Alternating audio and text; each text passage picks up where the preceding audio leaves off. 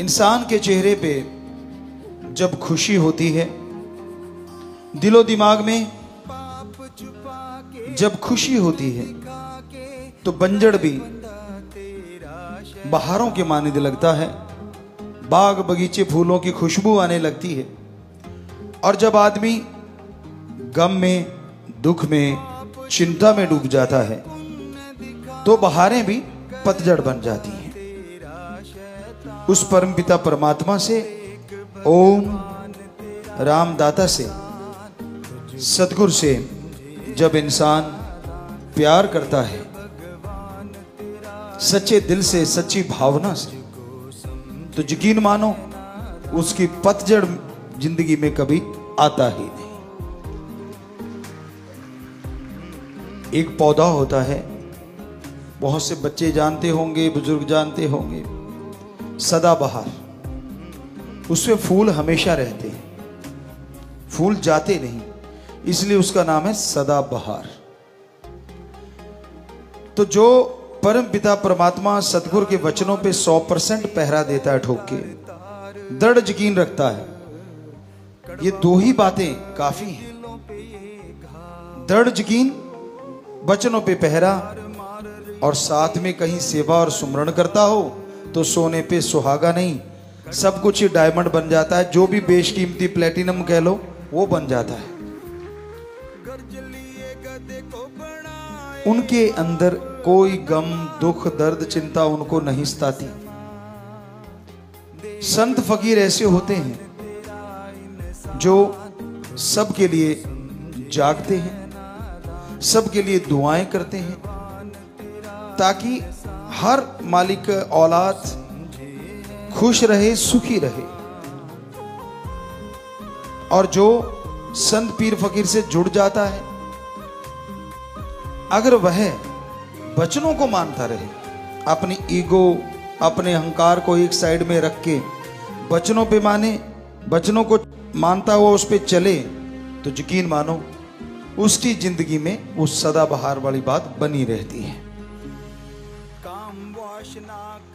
सुख दुख की तमीज नहीं रहती उन लोगों को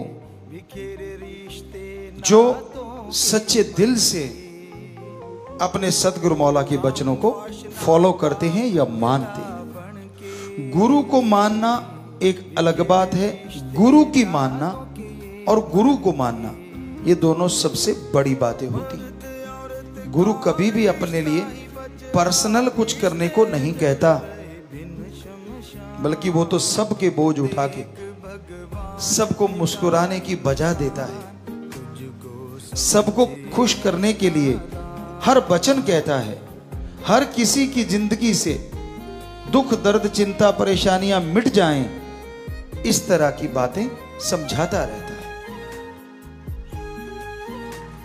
किसी का भी दिल दुखे संत कभी भी कल्पना नहीं कर सकते। और बात चली थी प्रसन्नता, खुशी की। आज बड़े बड़े महानगरों में क्लब खुले हैं, यहां पे 5-7 लोग सामने खड़े हो जाते हैं तो हा ही हू शुरू हो जाता है।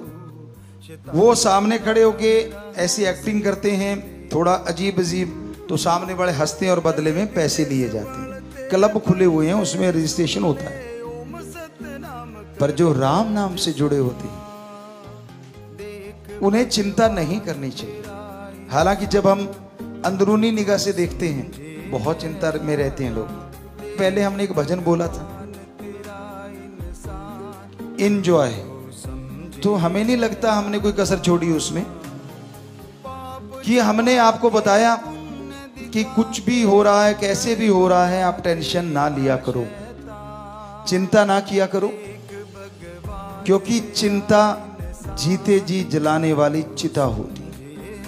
चिता एक बार जलती है, कहते हैं ना, हड्डियां लकड़ियों की तरह जल जाती हैं, और मांस जो है, और वो जिस तरह से कोई कोयले जलते हैं उस तरह से, और सिर के बाल जैसे कोई कोयले को बाद में जलाया जाए इस तरह से पल में राख हो जाते हैं। लेकिन वो तो थोड़ी देर में खत्म हो जाता है सौदा। चिंता ऐसी चिता है जो जीते जी इंसान को जिंदगी भर तड़पाती रहती है, मारती रहती है, फिर जिंदा होता है, फिर मरता है, फिर जिंदा होता है। पता नहीं जीवन में कितनी बार मरता है, कितनी बार जिंदा होता है। जो भक्त होते हैं ना, उनके अंदर ईगो नहीं होती। आप ऐसा करना मत, पर हमने चेक किया है। गांव में अगर बैठे और कहने लगे जी वहां नाम चर्चा हुई, वो कुछ लोग और थे, बहुत पहले की बात है, मे बी 80 की बात हो, 80 की, 1980 की। कहने लगे सच्चा सौदा से आए हैं और ये वो, तो हालांकि वो गुमराह हुए थे, लेकिन गांव में लोगों को पता नहीं था इस चीज का।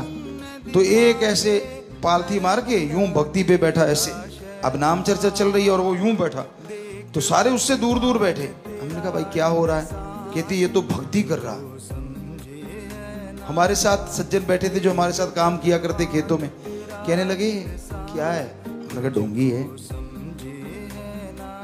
हम छोटे थे उम्र में, हालांकि 13 साल के थे। कहते आपको कैसे पता? हमने कहा यार अपने थोड़ी ना कोई ऐसी समाधि, अपनी तो आंखें गुरु पे टिकी होती हैं, ताकि मालिक से वो गुरु जुड़ा रहता है। क्या पता काश नूरी जल के मिल जाए, पता नहीं कब मिल जाए। कहता ये तो सच्ची बात है। अरे नाम चर्चा में भी आंखें बंद का क्या मतलब? सतगुरु तो जर्रे जर्रे में है।